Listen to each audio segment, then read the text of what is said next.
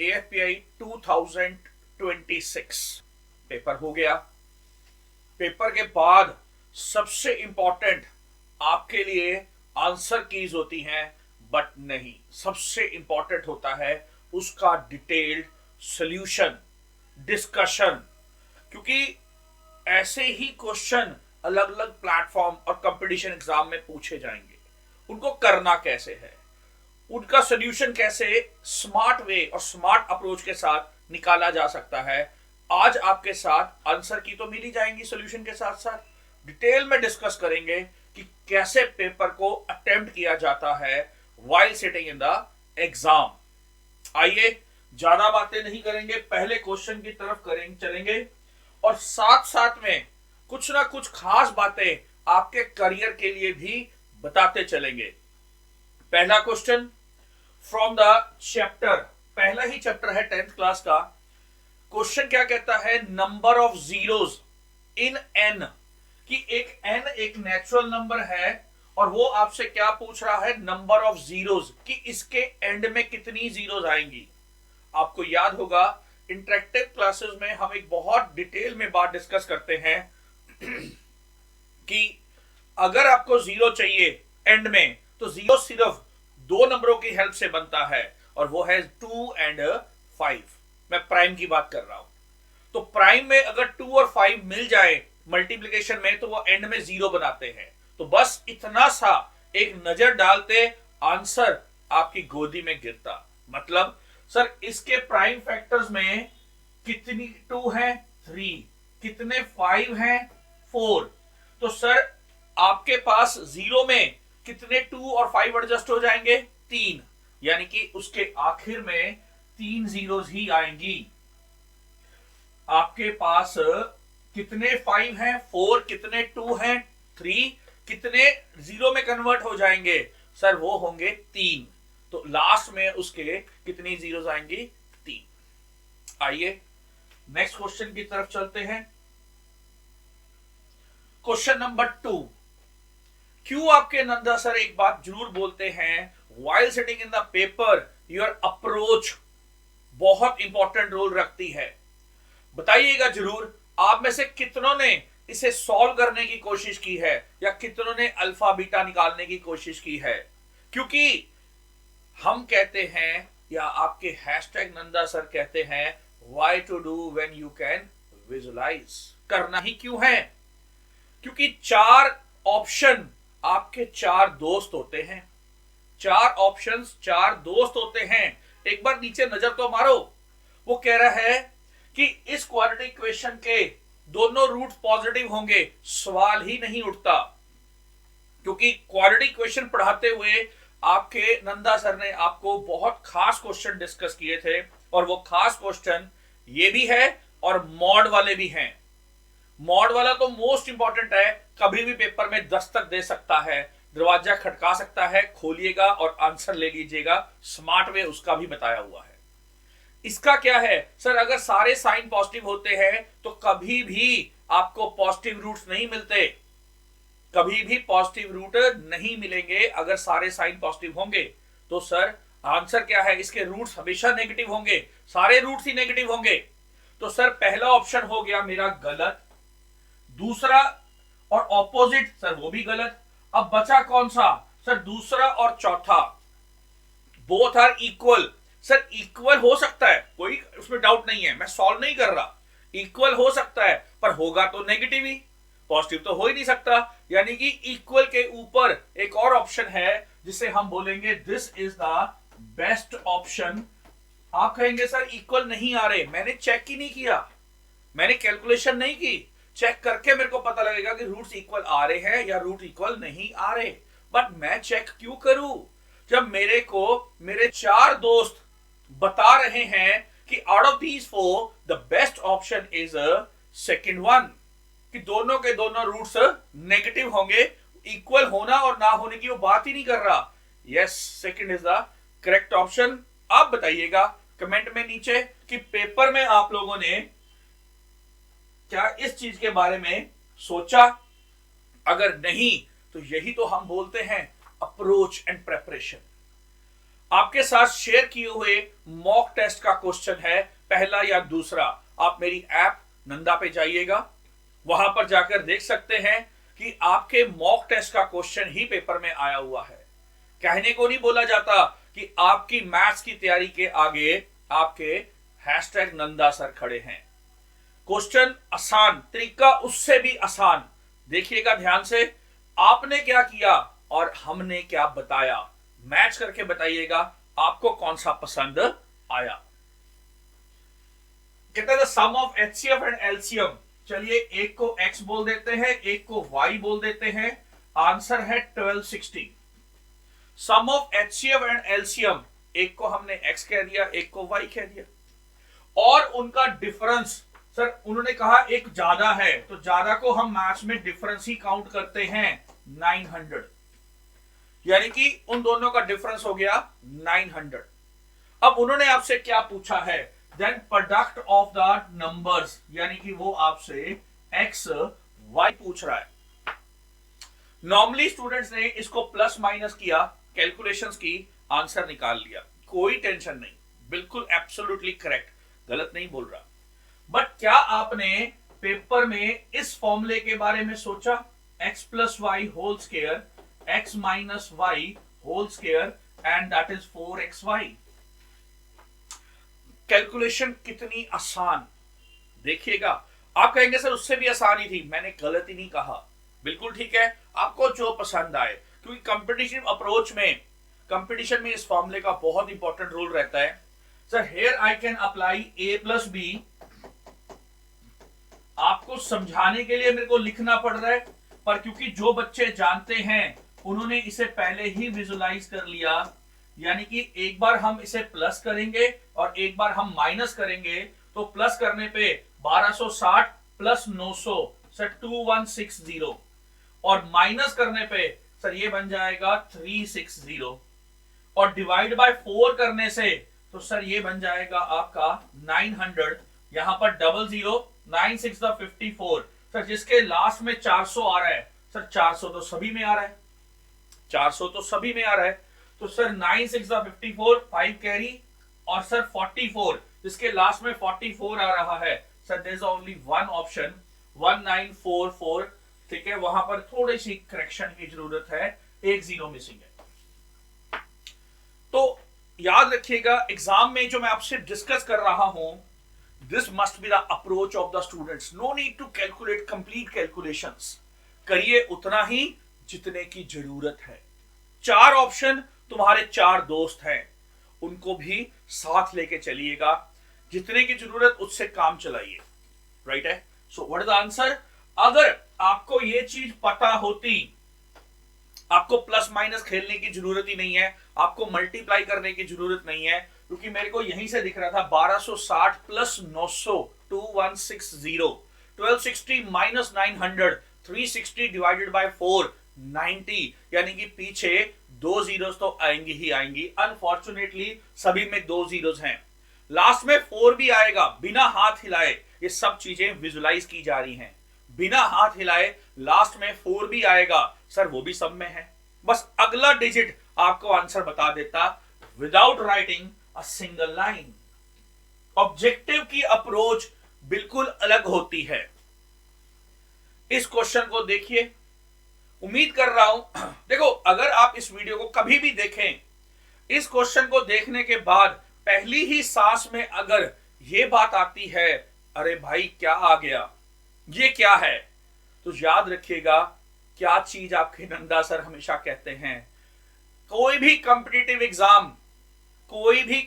Exam करने के लिए नहीं बनाया जाता, सोच के लिए बनाया जाता है। वो आपसे लेबर वर्क नहीं कराना चाहते, वो देखना चाहते हैं how talented, how critical thinking, कितनी आपकी क्रिटिकल थिंकिंग है, जो स्मार्ट है। कुछ एक क्वेश्चन जानबूझ के डिजाइन किए जाते हैं, क्योंकि ये क्वेश्चन आपको आंसर बता रहा है। आप कहेंगे कैसे? आओ 1 2 3 4, शायद मैंने अभी तक 4 ही क्वेश्चन किए हैं और चारों में एक ही चीज का जिक्र किया है, क्या? 4 ऑप्शन 4 दोस्त, यही है competition approach. Means sir tan दिया हुआ है, आपके टीचर ने 10th क्लास में ये तो बताया ही होगा कि जो tan थीटा होता है वो परपेंडिकुलर अपॉन बेस होता है। अगर परपेंडिकुलर ओवर बेस होता है तो सर नीचे तो बेस है ही है, और वो आपसे क्या डिमांड कर रहे हैं सर, वो आपसे कॉस थीटा की डिमांड कर रहे हैं जो कि बेस अपॉन हाइपोटेनियस होता है। तो सर दोनों में बेस तो सेम ही रहेगा ना, यानी कि जो क्वेश्चन का डिनोमिनेटर है वो आंसर का न्यूमिनेटर है।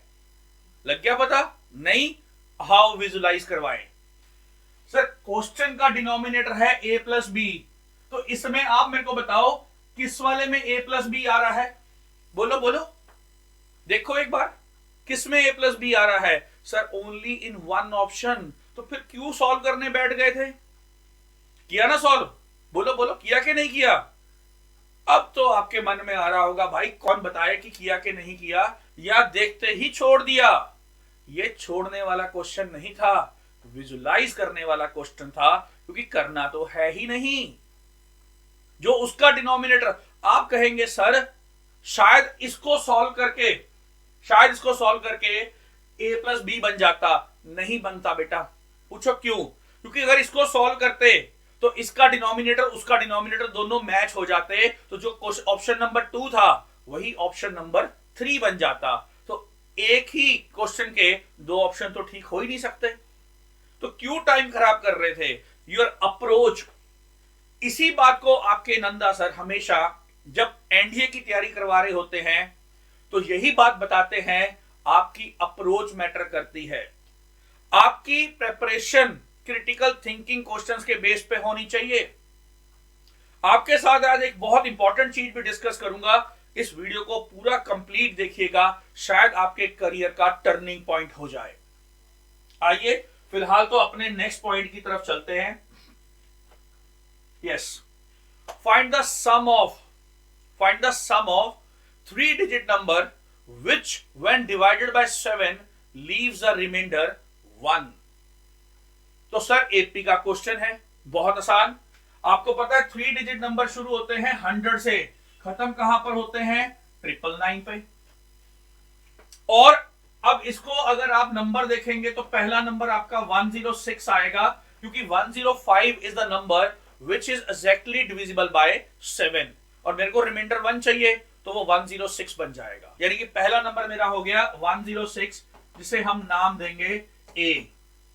और यहां से अगर मैं 999 को 999 को 7 से डिवाइड कर दूं तो सर ये बन गया 7 1 द 7, 7 4 द 28 और 7 2 द 14।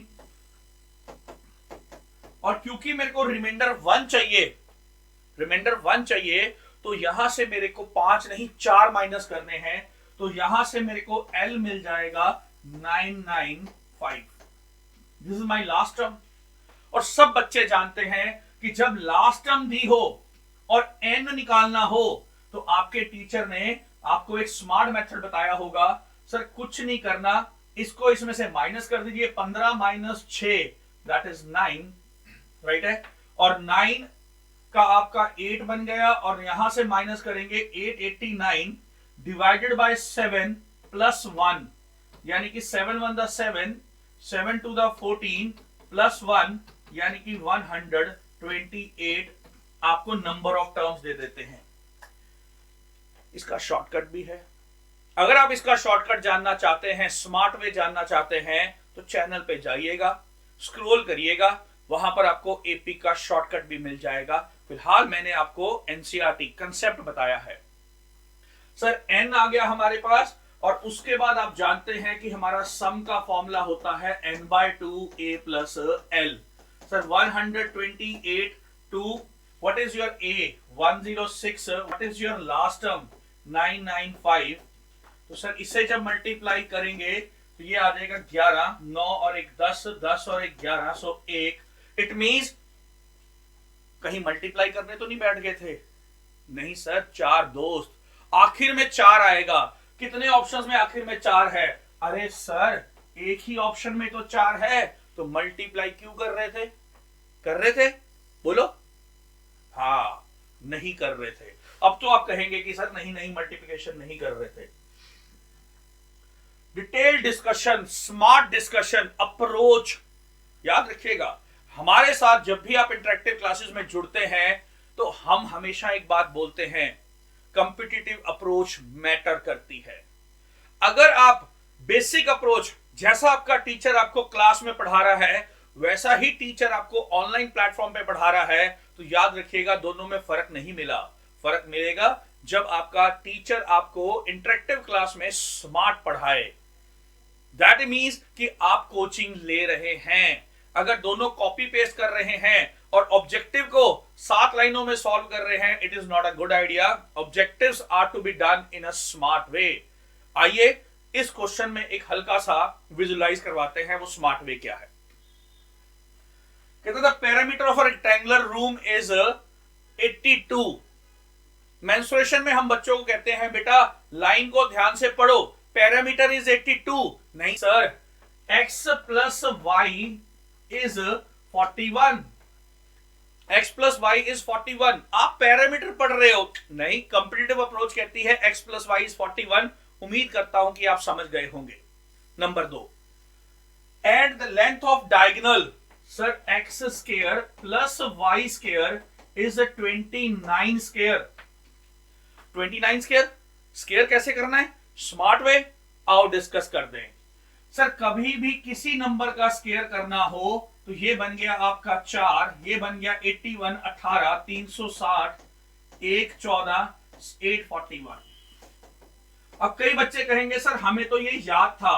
बिल्कुल अच्छी बात है बेटा, बट स्क्वायर करने का स्मार्ट वे पता होना चाहिए।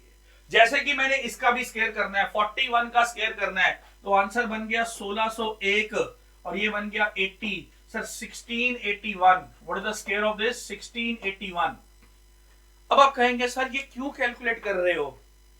To have the answer in one line. Means question को पढ़ते ही मेरे को पता लग गया 41 का स्क्वायर चाहिए 1681। उस 1600 इस 1681 में से 841 माइनस कर दीजिए, 0, 4, राइट है 840। तो सर ये क्या आ गया? बेटा आंसर ही आ गया। उन्होंने आपसे क्या पूछा है? एरिया किसका? सर रेक्टेंगल का। आपको पॉलिनोमियल में आपके टीचर ने ये बात जरूर बताई होगी, कभी भी एक्स स्क्वायर वाई स्क्वायर हो तो ये रिलेशन याद रखिएगा। You must remember this relation. तो यानी कि इसको बस 2 से डिवाइड कर दीजिए और आपका आंसर आपकी गोदी में आके गिरा, यानी कि 420, 420। अप्रोच बताइएगा, क्या वाकई में अप्रोच डिफरेंट थी या आपने कुछ स्मार्ट किया? जानने की इच्छा हमारी भी है। आइए, how many prime numbers? Prime numbers जो नंबर किसी और टेबल से डिवाइड नहीं होते अपने और 1 के अलावा। यानी कि क्वेश्चन में कंडीशन दी हुई है कि n की वैल्यू 1 से लेके 10 तक जाएगी, तो 11 से लेके 11, सर 11 के बाद नेक्स्ट आएगा 21, 31, 41, 51, 61, 71, 81 और 91, क्योंकि हम 10 को इंक्लूड नहीं कर सकते। और आपको पता ही है इसमें सर 91 भी प्राइम नंबर नहीं है, 81 भी नहीं है, 51 भी नहीं है और 21 भी नहीं है। 1, 2, 3, 4 और 5। तो answer of this question is 5। बहुत बेसिक सा क्वेश्चन था, हल्का वाला, और मैं जानता हूं सभी ने ये क्वेश्चन किया। याद रखिएगा, जो क्वेश्चन आसान है सबकी रीच में है, मेरिट वो नहीं बनाता। जो क्वेश्चन आसान है सबकी रीच में है, मेरिट वो नहीं बनाता। मेरिट वही बनाता है जो क्वेश्चन स्मार्ट होता है और क्रिटिकल थिंकिंग के साथ आता है। आइए बढ़ते हैं आपके साथ अगले क्वेश्चन की तरफ। ऐसे क्वेश्चन पेपर से पहले भी मैंने कहा था बेटा बहुत इंपॉर्टेंट रोल रखते हैं आपके लिए 2 चैप्टर। यानी कि एक तो ये वाला, आप जाइए मेरे maths@nanda चैनल पे, आपको वहां पर ऐसे 2-3 क्वेश्चन मिल जाएंगे बिफोर एग्जाम जो मैंने अपलोड किए थे। आप कहेंगे हाँ सर सेम ही है। और एक और प्रूफ दे देता हूं आपको, सितंबर मंथ में शायद मैंने सबसे पहला क्वेश्चन जो AFPA सीरीज के लिए डाला था, सितंबर मंथ में सबसे पहला क्वेश्चन जो मैंने एएफपीआई सीरीज के लिए डाला था, उसका एक नहीं चार क्वेश्चन पेपर में आए हैं। और एक और चीज सरप्राइजिंगली बात बताता हूं मैं आपको, ठीक है ना, और ये बातें झूठ नहीं है। सितंबर मंथ में जो यूट्यूब पे डाला हुआ वो सितंबर मंथ में डाला होगा, आप जाके देख भी सकते हैं। वहां पर किसी एक हमारे स्टूडेंट ने, मतलब किसी ने यूट्यूब स्क्रॉल कर रहे होंगे, उन्होंने देखा और नीचे कमेंट किया कि सर ये क्वेश्चन तो पार्ट ऑफ सिलेबस ही नहीं रहा, आप गलत पढ़ा रहे हैं। मतलब शायद उसके दिमाग में आया, उसने ये बात बोली नहीं, बट मैंने बड़े ग्रेसफुली उसको एक मैसेज किया। आप पढ़ भी सकते हैं, ये चैट हमारी वहां पर है। इन द मंथ ऑफ सितंबर एएफपीआई का पहला क्वेश्चन होगा, आप देखिएगा जरूर और बताइएगा जरूर कि आप क्या ये बात सही है या गलत है। मैंने ग्रेसफुली उसे एक बात बोली कि बेटा you are going to prepare a competitive exam, और कॉम्पिटिटिव एग्जाम एनसीईआरटी बेस्ड नहीं होता, उसमें क्वेश्चन ऊपर वाले आते हैं। और आप तो जानते हैं कि इस पेपर में ऐसे कितने क्वेश्चन और कितने चैप्टर्स हैं, कितने टॉपिक्स हैं जिसका एनसीईआरटी में जिक्र भी नहीं होता। आप ये वर्डिंग पढ़ सकते हैं। और मैंने उसे कहा भी, my best wishes with you, अगर आप इस क्वेश्चन को छोड़कर जाना चाह रहे हैं। एक नहीं 4 questions were there in the paper on the same question जो मैंने पढ़ाया। सर वो भी आया, वो भी था जो सेम क्वेश्चन करवाया। देखिएगा जरूर एक बार और बताइएगा जरूर। आइए अगला क्वेश्चन देखते हैं। बच्चे इसे मुश्किल क्वेश्चन कहते हैं, मैं कहता हूं बहुत आसान है, सिर्फ इंग्लिश पढ़नी है, मैथ तो ना के बराबर ही है। कहता 20 लीटर का आपके पास एक मिक्सचर है, उस मिक्सचर में 2 चीजें हैं, थोड़ा सा पानी और दूध। अरे सर उल्टा बोल गए, नहीं नहीं नहीं, ज्यादा पानी थोड़ा दूध, नहीं नहीं नहीं, अभी नहीं, अभी टाइम है, अभी दुनिया में दूध ही ज्यादा मिलता है, पानी कम ही मिलता है। तो वो बात कर रहा है and the water in the ratio 3:1, यानी कि देखो दूध ज्यादा है, मिल्क 3 है, दूध होगा, आप सॉरी पानी होगा इन 1।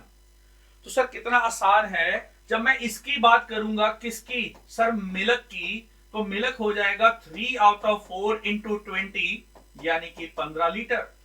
और सर डेफिनेटली फिर 5 लीटर क्या रह जाएगा सर, वाटर, क्योंकि आपके पास 20 लीटर था मिक्सचर और 20 में से अगर 15 दूध निकल आया तो 5 क्या निकला सर, पानी। बस इतना सा तो काम था रेशो का। अब अगला स्टेप, सर उसने बोला कि उसमें हम क्या ऐड करना चाह रहे हैं, द अमाउंट ऑफ मिल्क, कितना ऐड करें। तो मैथ्स में कितने को क्या बोला जाता है, एक्स। जब नहीं पता अननोन को क्या बोला जाता है, x. Let x be added, हमने एक्स लीटर ऐड कर दिया, बट बी केयरफुल, हम क्या ऐड कर रहे हैं, हम मिल्क ऐड कर रहे हैं। तो सर अगर मैं मिल्क में एक्स ऐड कर दूं तो अब मेरा मिल्क हो जाएगा 15 + x। बेचारा पानी नहीं हिला क्योंकि आपने दूध ऐड किया है। और ऐसा करने पे उसकी रेशो, सर रिजल्टिंग रेशो क्या बन जाती है, 4:1, यानी कि मिल्क टू वाटर जो रेशो है वो 4:1 बन जाएगी। तो you can write 15 + x upon 5 is 4/1। तो ये बन गया 15 + x = 20, तो x = 5 लीटर। देखिए कोई मुश्किल चीज नहीं थी, हार्डली 10 या 15 सेकंड का क्वेश्चन था। शायद आपको एक्सप्लेन करने में, समझाने में कुछ टाइम ज्यादा लग गया होगा कुछ, बट याद रखिएगा, पीछे मुड़कर देखिएगा सम कितना आसान था।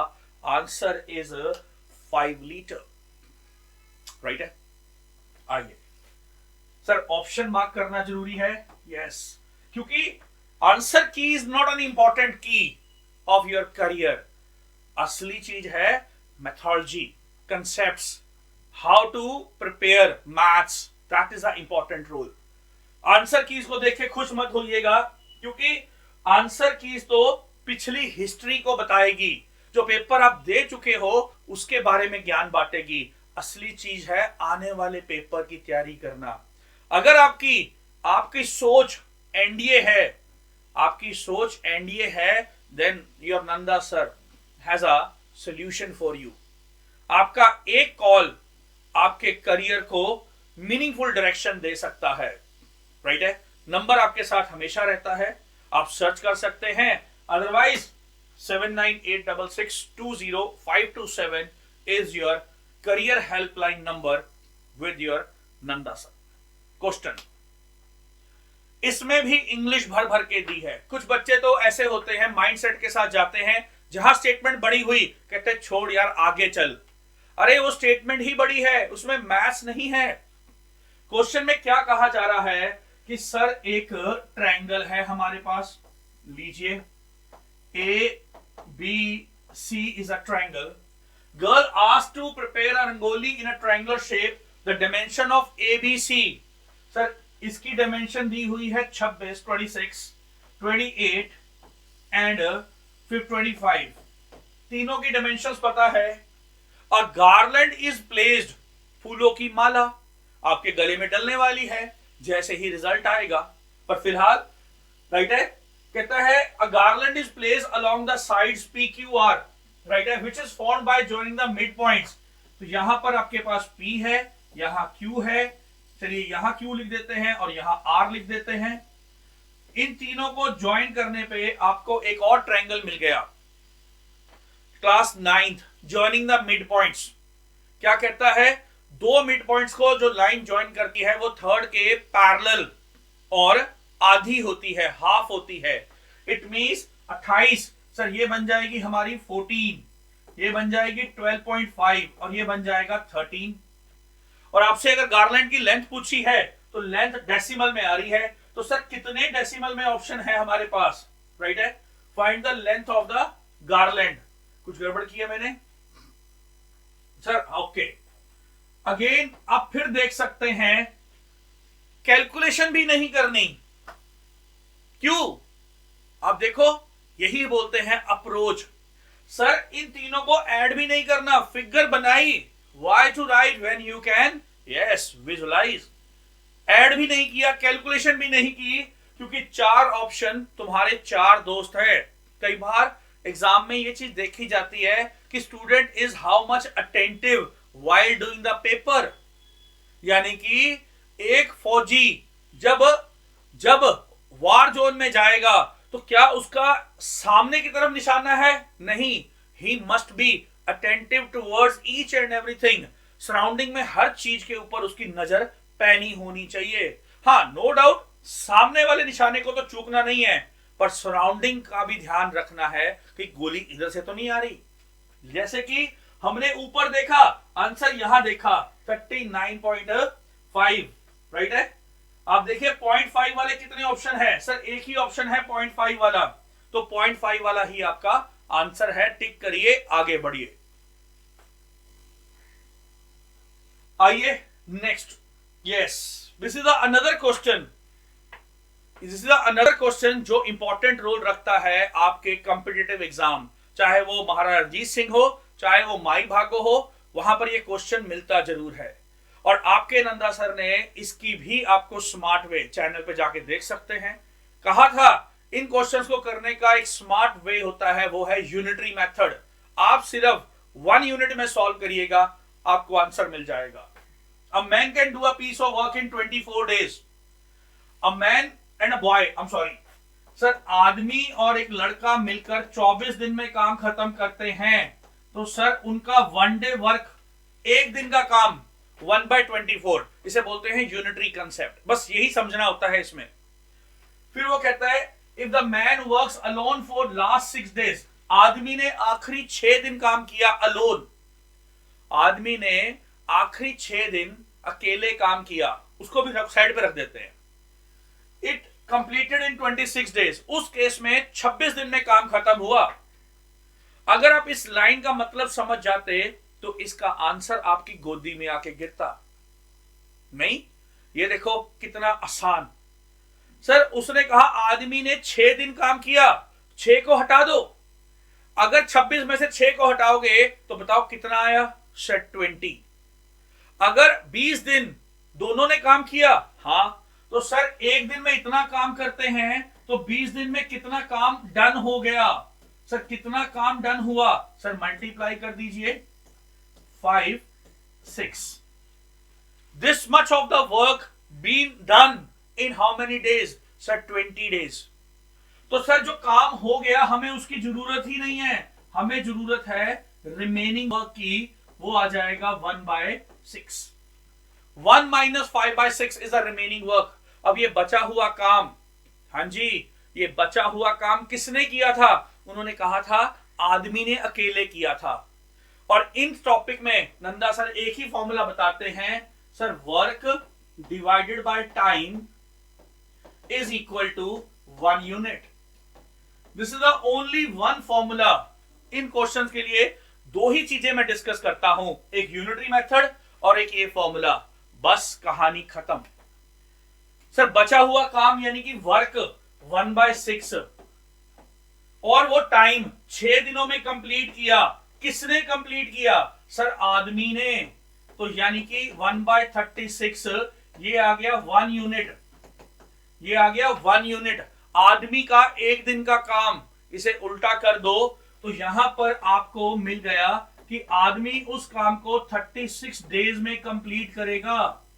आदमी उस काम को 36 डेज में कंप्लीट करेगा। आइए देखते हैं क्वेश्चन में क्या पूछा था।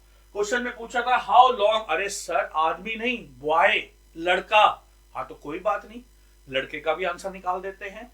सर ये क्वेश्चन था, ये 124 क्या था? सर ये था आदमी और लड़के दोनों का। तो सर इसमें से आप आदमी को माइनस कर दो, यानी कि इसका आंसर हो जाएगा 72, 3 और 36 2। Sir 1/72। Then answer of this question is 72 days. 72 days में आपका काम खत्म हो जाएगा अगर लड़का अकेला करे तो। ये आपके 10th क्लास के सिलेबस में नहीं है, इसमें थोड़ा सा टाइम लगता है बच्चों को, but no doubt interactive classes में इसके भी स्मार्ट वेज और शॉर्ट ट्रिक्स करवाए जाते हैं। राइट है? आप कभी भी किसी भी प्लेटफॉर्म पे किसी भी क्लास के लिए आपको मैथ्स तंग करे तो याद रखिएगा your helpline number is always 7986620527। अगर आपको लगता है कि आने वाले बोर्ड एग्जाम में भी 10th क्लास का कोई भी चैप्टर आपको तंग कर रहा है तो याद रखिएगा you can take my guidance free of cost without any charge with the helpline number. आइए, rectangular sheet of area this, यानी कि आपके पास एक रेक्टेंगुलर शीट है, उसकी डायमेंशन दी हुई है 44 and 18 is rolled along the length. Matter करता है अलोंग द लेंथ। सर जिसके अलोंग रोल होता है, याद रखना, वही आपका सरकमफ्रेंस बन जाता है, यानी कि 2πr इक्वल टू 44 और r इक्वल टू 7। बहुत ही कॉमन क्वेश्चन है, एनसीईआरटी का, हर बुक में मिलता है, हर टीचर करवाता है। 44 मतलब r7, 44 मतलब r7। तो सर रेडियस मिल गया, क्योंकि रिजल्टिंग फिगर आपकी सिलेंडर बनने वाली है, उसका आपको रेडियस मिल गया 7, हाइट मिल गई 18। उन्होंने आपसे क्या पूछा था? सर वॉल्यूम, पाई r स्क्वायर h, यानी कि 22/7, it's 7 into 7 into h, that is 18। 7 7 cut गया तो ये आपके पास आ गया 154 into 18। तो सर यहां से लास्ट में 2 आएगा। पहले चेक करो कितने ऑप्शंस में लास्ट में 2 है, कितने ऑप्शंस के लास्ट में 2 है? सर एक में ही 2 है, टिक करो, आगे बढ़ो, मल्टीप्लाई क्यों करना। राइट है? देखो मैं बार बार आपको ये बोल रहा हूं, कंपटीशन अप्रोच, टाइम, एक थोड़ा सा टाइम बचाने का मतलब है एक क्वेश्चन ज्यादा करना, और एक क्वेश्चन ज्यादा करने का मतलब है मेरिट में आने के चांसेस और प्रोबेबिलिटी दोनों को बढ़ा लेना। आइए, क्लास 10th पेपर में हर बार आएगा, इसके बगैर तो पेपर बनता ही नहीं है, ये बात मैंने क्लासेस में कही थी। इसे छोड़ने का मतलब है सुसाइड अटेम्प्ट। इवन मैंने आपको 2 वाले भी करवाए थे, ये तो बेचारा सिंगल वाला ही आया है। 2 वाले मतलब जिसमें अल्फा एंड बीटा दोनों आते हैं। सर यहां पर वो बस एक छोटी सी बात थी कि सर x को x के साथ वर्कआउट करवाइएगा, y को y के साथ वर्कआउट करवाइएगा, और कांस्टेंट को कांस्टेंट के साथ। तो यहां से आपको m की वैल्यू मिल जाएगी सर 6 प्लस का, और यहां से आपको n की वैल्यू मिल जाएगी 2 और माइनस ऑफ 8, राइट है सर 6 to the 12 और n equal to 8 minus 8, yes this is there, I think so, 6 and minus 8, yes 6 and minus 8, ठीक है, बिल्कुल ठीक है। बहुत आसान क्वेश्चन है। इसमें बहुत सारे बच्चे बोल रहे होंगे सर मेरा भी ठीक है, मेरा भी ठीक है, मेरा भी ठीक है। बेटा मैंने पहले कहा मुश्किल क्वेश्चंस में ही मैरिट निकल कर आती है, आसान तो बेटा सभी के हाथ लग जाते हैं। नेक्स्ट क्वेश्चन, फिर दोबारा से सिर्फ क्रिटिकल थिंकिंग का क्वेश्चन है, सोचो समझो आगे बढ़ो। क्या कह रहा है sir, Ginny flipped a coin 3 and tails comes up each time. उसने 3 बार कॉइन को उछाला और राइट है, tails comes up each time, Ginny wants to flip the coin again, what is the probability of getting a head? तो sir वो probability आधी होगी। अब जब भी एक कॉइन उछालते हो याद रखना, tossing a coin is an independent event. अब शायद ये बात आप पहली बार सुन रहे होंगे, अगर हाँ तो लिख दीजिएगा मैथ्स में इंडिपेंडेंट इवेंट, राइट है, yes sir. Tossing a coin is an independent event, यानी कि पहला कॉइन दूसरे वाले को बताता थोड़ा ना है यार मेरे पास पहले में हेड आ गया तो टेल लेके आई हो, कुछ भी आ सकता है। What is the probability of getting a head or tail? Everyone knows 1/2. Answer is 0.5. आइए आगे बढ़ते हैं। Yes, stats. आपके नंदा सर हर चैप्टर के 50 से 60 बेस्ट क्वेश्चन करवाते हैं और हमेशा कहते हैं कि बेटा पेपर इन्हीं के अराउंड छपेगा, 50 और 60, उनमें से भी एक क्वेश्चन है। क्यों? क्योंकि इनको करना नहीं होता। इसे बोलते हैं परसेंटेज ऑफ बॉयज और परसेंटेज ऑफ गर्ल्स। अगर आप एक नजर देख लो तो आपको आंसर दिख गया। कैसे सर? 3 चीजें होती हैं। ये है आपका मिडल वाला जो हम एग्जाम क्लासेस में समझाते हैं इंटरेक्टिव में। सर पूरा मतलब middle body is the called total mean.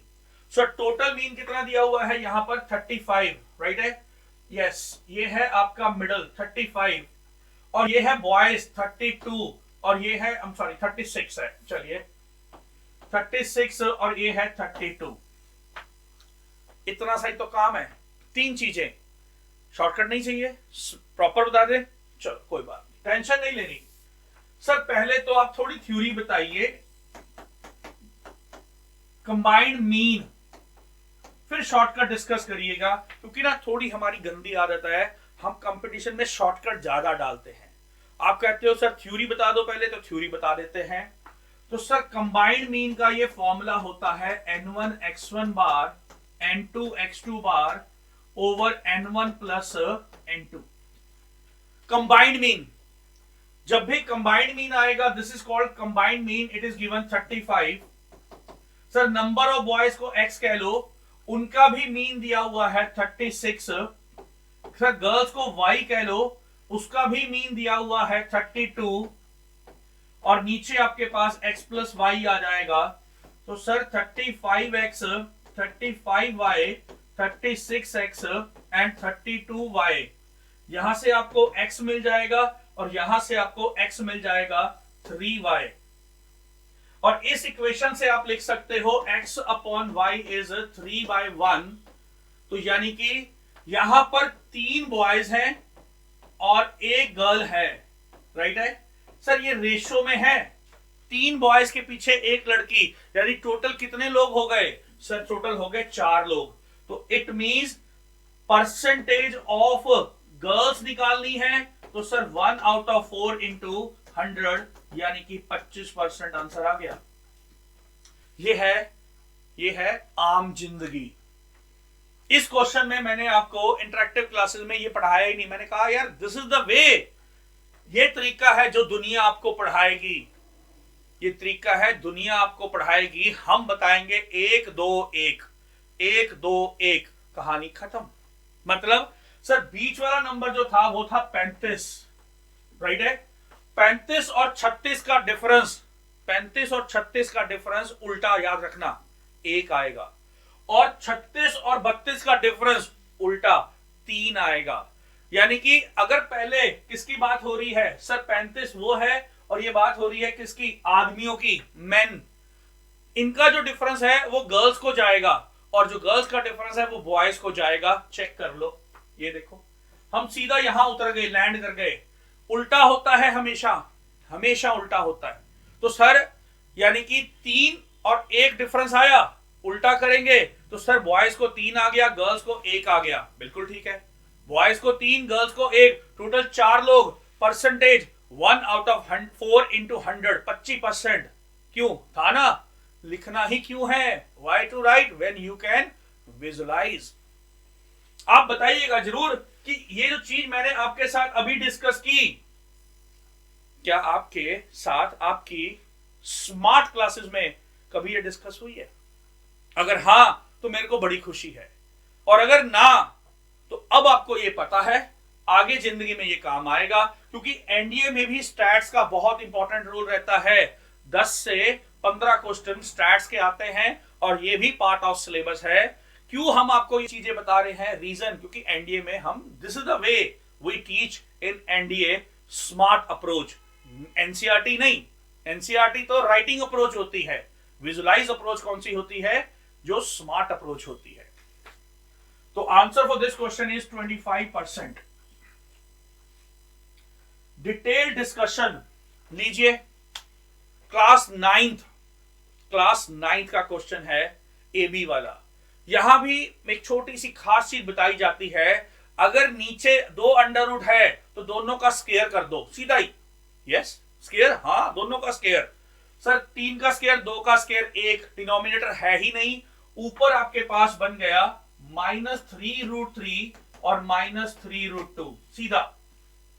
अब सर नीचे वाले का स्क्वायर करो, 6 और 3 का स्क्वायर 3 आएगा, सर ऊपर से 3 कट गया। अब आपके पास क्या बच गया सर, माइनस का 12 यानी कि 2√3, और यहां भी माइनस माइनस प्लस हो गया, राइट है। सो प्लस हो गया, तो आपके पास जो आंसर बनेगा सर यहां प्लस आएगा क्योंकि बाहर माइनस था, तो ये बन जाएगा आपका, राइट है। जब उसको ऊपर लेके जाएंगे तो 6 बन जाएगा, यानी कि √6 विद अ नेगेटिव साइन। नीचे वाले का स्क्वायर, राइट है, 6 और 2 4, ऊपर 4 कट गया, तो सर 3 को 6 से करेंगे 18 आएगा, यानी कि 3√2, और 3 को 2 से करेंगे तो सर आपके पास √6 आएगा। तो लीजिए ये कैंसिल हो गया सर, ये और ये इन दोनों को वर्कआउट करेंगे तो मेरे पास आएगा -5√3, इन दोनों को वर्कआउट करेंगे तो मेरे पास आंसर आएगा 6√2, यानी कि अच्छा आई एम सॉरी, हमें वैल्यू निकालनी है ए और बी की। तो सर ए जो है हमारा वो हो गया है 6, और जो बी हो गया है हमारा वो हो गया है √5, और a प्लस बी हमारा हो गया है 1। So answer of this question is 1, right है। बहुत ही आसान कैलकुलेशंस हैं, कुछ एक खास चीजें हैं जो हम आपके साथ डिस्कस करते हैं हमेशा कॉम्पिटिटिव अप्रोच के लिए। ये भी एक क्वेश्चन है, इसके अलावा एक और स्मार्ट क्वेश्चन है, आपके पेपर में भी आया, वो नॉर्मली आप लोग 7 से 8 लाइनों में सॉल्व करते हो। जल्दी ही मैं आपके साथ उसका भी सॉल्यूशन बताऊंगा, क्योंकि रास्ते में वो भी आएगा। आपसे पूछूंगा कि आपने वो 6 लाइनों में किया क्या 1 लाइन में किया, क्योंकि आपके नंदा सर उसका भी आपको 1 लाइन अप्रोच देते हैं, और वही क्वेश्चन कॉपी पेस्ट आपके एग्जाम में आया। पहले इसकी बात करते हैं 1 लाइनर की। यस, जब भी डाउनस्ट्रीम और अपस्ट्रीम हो, जब भी डाउनस्ट्रीम और अपस्ट्रीम हो तो सर लिख दीजिएगा x प्लस वाई कितना है 16 और 2 सर 8, x माइनस वाई 4 और 16 4, 2x equal to 12 sir x equal to 6। लीजिए टिक करिए और आगे बढ़िए। डाउनस्ट्रीम और अपस्ट्रीम आप चाहिए वही बात, चैनल पे जाइए देखिएगा, आप कहेंगे वाकई में सर ये तो 1 साल पहले ही आपने शॉर्ट ट्रिक बताई हुई है।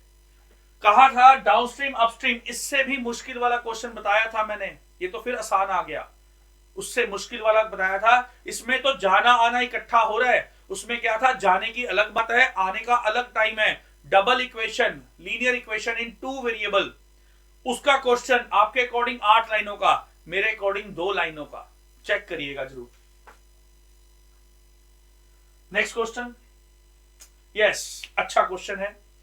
क्वेश्चन कहता है 221 prime number, P and Q R the two prime number, sir 221 तो 221 राइट है सर। मेरे ख्याल से इसके फैक्टर 13 और 17 थी 51, यस। जब भी वन तंग करता है, जब भी वन तंग करता है तो 9, 11, 13, 17, 9, 11, 13, 17। सर 9 को तो हम बोलते हैं बेटा साइड पे कर दो, क्योंकि 9 3 के साथ पता लग जाता है। बच्चा क्या है सर, 11, 13, 17, 11, 13, 17, 23, ये बताई जाती है बातें। 11, 13, 17, 23, तो सर 13 से डिवाइड करते 17 आ जाता, 17 से करते 13 आ जाता। तो इसके अकॉर्डिंग ये है मेरा P और ये है मेरा Q, और उसके अकॉर्डिंग सर 17 थी 51, 51 minus 13, answer is 38, option number 3।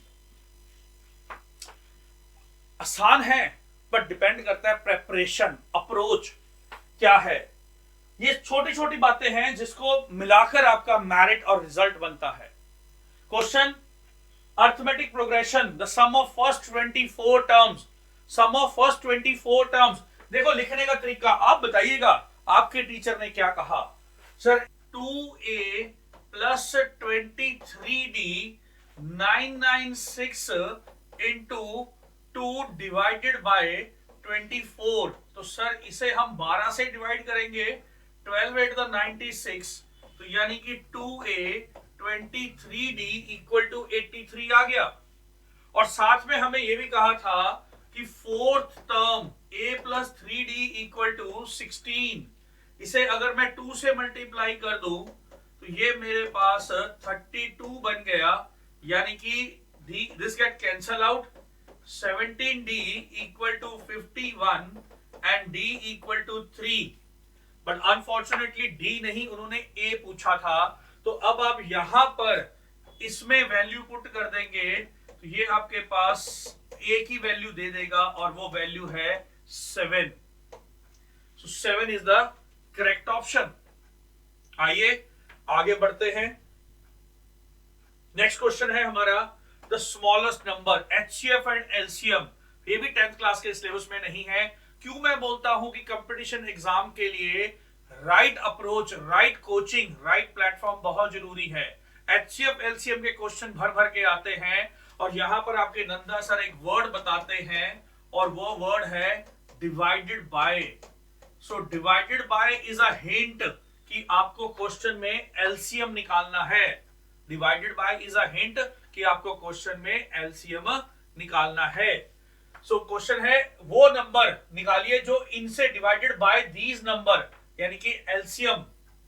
सो अब इनका LCM और साथ में एक और बात मैं खास डिस्कस करता हूं कि LCM में रिमाइंडर हमेशा बाद में ऐड होता है और HCF में रिमाइंडर हमेशा पहले सब्ट्रैक्ट होता है। बहुत इंपॉर्टेंट फैक्ट है सर, HCF में रिमाइंडर पहले माइनस होता है और LCM में रिमाइंडर हमेशा बाद में ऐड होता है। और एक और खास बात बता दूं, HCF में रिमाइंडर बहुत सारे हो सकते हैं बट LCM में हमेशा रिमाइंडर एक ही होता है, यूनिक होता है। ये सब फैक्ट्स आपको बताए थे, ध्यान रखिएगा, पेपर में क्वेश्चन मिलेगा। अगर लड़कियां इस वीडियो को देख रही है तो माई भागों के पेपर में भी क्वेश्चन मिलने वाला है ऐसा ही। तो सर यहां पर हम बात करेंगे इनका LCM कैसे निकाला जाएगा। अब नॉर्मल बच्चे इसका LCM निकालते हैं अपने पुराने वाले तरीके से, बट मैं आपको इसका भी स्मार्ट अप्रोच बता देता हूं। और वो स्मार्ट अप्रोच क्या है, आप इसके फैक्टर्स बनाइए, राइट है, आप इसके क्या बनाइए, फैक्टर्स।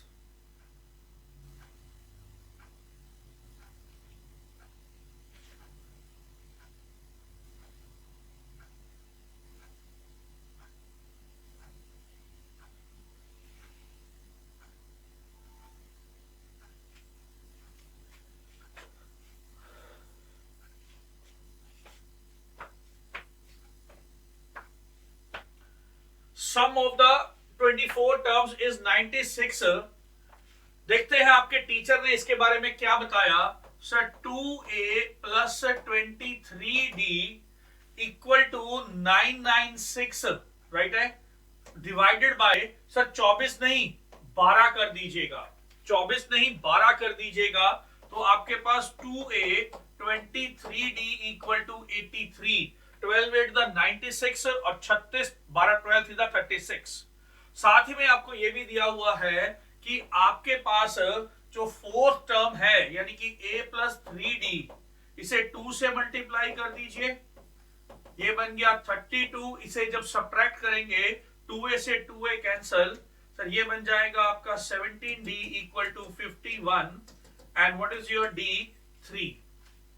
अनफॉर्चुनेटली उन्होंने d नहीं आपसे a की वैल्यू पूछी है, तो इस इक्वेशन में अगर मैं d सब्स्टिट्यूट कर दूं तो यहां से मेरे को a की वैल्यू मिल जाएगी 7, तो what is the correct answer, second option यानी कि 7 इज द राइट आंसर। आगे बढ़ते हैं नेक्स्ट क्वेश्चन की तरफ, और वो नेक्स्ट क्वेश्चन क्या कहता है, find the smallest number which when divided by 32 45 and 68, divided by, आपके नंदा सर हमेशा आपको एक हैशटैग देते हैं कि जब भी डिवाइडेड बाय होता है तो उसका हिंट है कि आपको एलसीएम निकालना है। बहुत बच्चे स्ट्रगल करते हैं कि आपको एचसीएम निकालना है या फिर एलसीएम निकालना है, तो इस क्वेश्चन में एलसीएम निकालना है।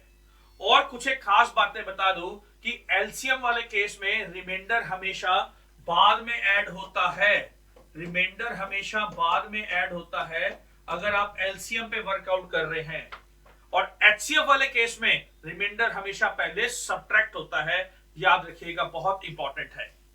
तो इसका एलसीएम कैसे निकलेगा, तो उसका भी आपको स्मार्ट अप्रोच दे देते हैं, 2 raise to power 5, 3 raise to power 2 और 2 रेज़ टू पावर 4 इंटू 17। बताइएगा जरूर कमेंट में आपने एलसीएम कैसे निकाला और ये अप्रोच कौन सी वाली है, स्मार्ट अप्रोच। तो आंसर बन गया 32 9 इंटू 5 इंटू 17, ये है इसका एलसीएम, और इसमें 5 ऐड कर दीजिएगा तो आपको आपका रिक्वायर्ड आंसर मिल जाएगा। क्योंकि सिर्फ क्या बची है, मल्टीप्लिकेशन। उम्मीद करता हूं कि आप इसकी मल्टीप्लिकेशन करके 5 ऐड करके आंसर निकाल लेंगे। एलसीएम का ये स्मार्ट अप्रोच कौन कौन बच्चा जानता है, बताइएगा जरूर कमेंट में। आइए नेक्स्ट क्वेश्चन की तरफ बढ़ते हैं।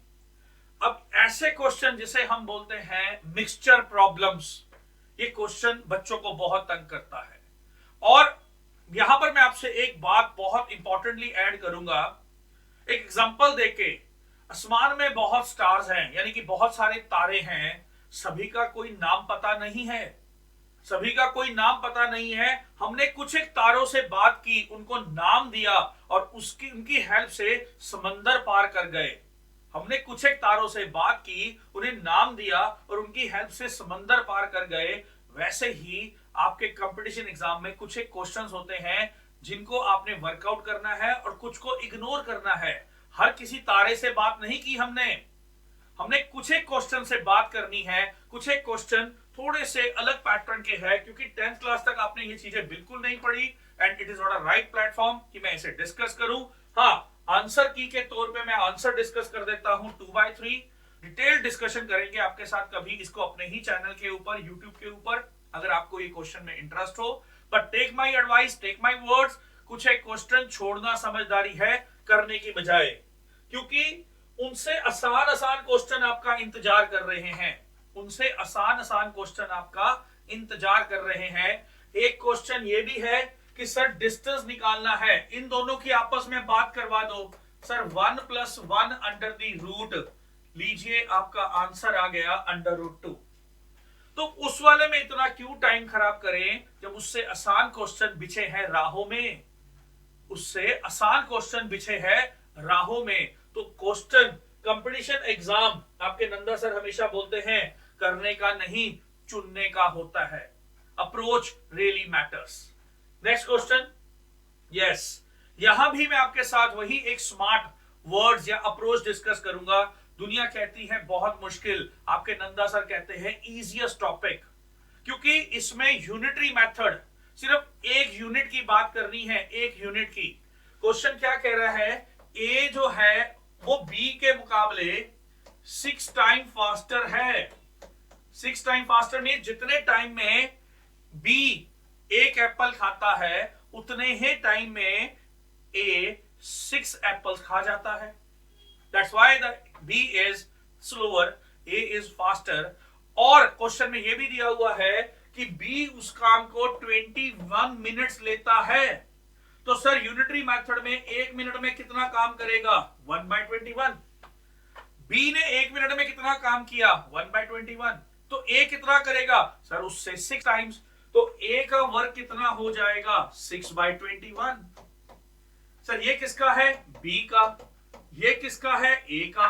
दोनों का कंबाइंड 6/21, 1/21, यानी कि 7/21, 1/3। यही है आपका आंसर। 1 मिनट में दोनों ने कितना काम किया? 1/3। इसका रेसिप्रोकल कर दीजिए, आपका आंसर आ गया 3 मिनट। दोनों ने मिलकर काम खत्म करेंगे तो कितना टाइम लगेगा? 3 मिनट में काम खत्म हो जाएगा। आइए नेक्स्ट क्वेश्चन, स्टैट्स। एनडीए, अगर आपके दिमाग में एनडीए है तो स्टैट्स बहुत इंपॉर्टेंट रोल प्ले करता है। मैं बता दूं 10 से 15 क्वेश्चन आते हैं एनडीए में स्टैट्स के। बहुत आसान टॉपिक है, बट डिपेंड करता है आपकी अप्रोच। ये क्वेश्चन करना था? नहीं। बताते हैं इसकी स्मार्ट अप्रोच। सर अगर आपके पास 9 ऑब्जर्वेशंस हैं तो उसकी मीडियन सिर्फ एक होगी, ओनली 1। और वो होगी कौन सी? Sir 5th observation. उसके राइट में भी 4 होंगी टर्म्स, उसके लेफ्ट में भी 4 टर्म्स होंगी। यहां पर एक वर्ड इंट्रोड्यूस करते हैं आपके नंदा सर क्लासेस में, उसे बोला जाता है change of origin and change of scale. क्या आपने ये वर्ड पहले सुना? Change of origin, change of scale. Yes, median, mean and mod, all of 3 central tendencies are dependent on change of origin and change of a scale। But sir इस case में ऐसा नहीं होगा, क्योंकि यहां पर हमने इधर वाले को इंक्रीज्ड किया है। अगर मैं सभी को इंक्रीज करता तो मेरी मीडियन 2 बढ़ जाती। बट राइट नाउ मैंने सिर्फ इस क्वेश्चन में 4 ग्रेटेस्ट ऑब्जर्वेशंस को इंक्रीज किया है जो मीडियन के इस साइड पे है। इट मींस आपकी मीडियन को कोई फर्क नहीं पड़ने वाला, राइट है। अगर मैं मीडियन के इधर वाली को इंक्रीज करूं या इधर वाली को इंक्रीज करूं सिर्फ, तो फर्क नहीं पड़ता। हाँ, अगर मैं सभी को इंक्रीज करता तो फर्क पड़ता। बात ध्यान रखिएगा। तो यानी कि इस क्वेश्चन का आंसर है no change in median, remain same. बिल्कुल ठीक है, answer is no change in the median. यहां तक हमारा सफर था पार्ट 1, सॉल्यूशन डिस्कशन। मैं फिर अपनी बात को रिपीट करूंगा, answer keys are not important. वो हिस्ट्री है उस पेपर की जो आप दे चुके हैं। आपके लिए हिस्ट्री नहीं, फ्यूचर इंपॉर्टेंट है। आपने इस एग्जाम से क्या सीखा, इस वीडियो से क्या सीखा? अप्रोच, सॉल्यूशन कैसे निकालने हैं, आपको आने वाले पेपर की तैयारी कैसे करनी है। आंसर कीज देख के खुश नहीं होना, वो तो हिस्ट्री है। करियर बनाना है तो एक स्टेप आगे लेकर चलिए, अपने फ्यूचर को लेकर चलिए, उसके बारे में सोचिए। यहां इनमें कैसे स्ट्रगल किया, कहां पर परेशानी आई, प्रिपरेशन में क्या चीज की कमी रह गई, कंपटीशन अप्रोच क्या थी। कहीं एनसीईआरटी बेस तो नहीं लग रहा था? कईयों ने कहा होगा एनसीईआरटी पढ़ के चले जाओ, हो जाएगा। गलत। 100% आप पेपर को मुड़कर देखिएगा, बहुत सारे ऐसे क्वेश्चंस हैं जो आपने किए ही नहीं है, और बहुत सारे ऐसे क्वेश्चंस हैं जो आप बड़े आराम से कर सकते थे, बट आपने अप्रोच बदली होती तो आपकी कैलकुलेशन आसान हो जाती। बहुत ही जल्दी आपसे मुलाकात होगी पार्ट 2, राइट है। इसी का पार्ट 2 नेक्स्ट डिस्कस करेंगे डिटेल में आपके साथ। और अगर आपको किसी भी तरह की मैथ्स की हेल्प की रिक्वायरमेंट है, individual, personal, group discussion, your Nanda sir is always be there with the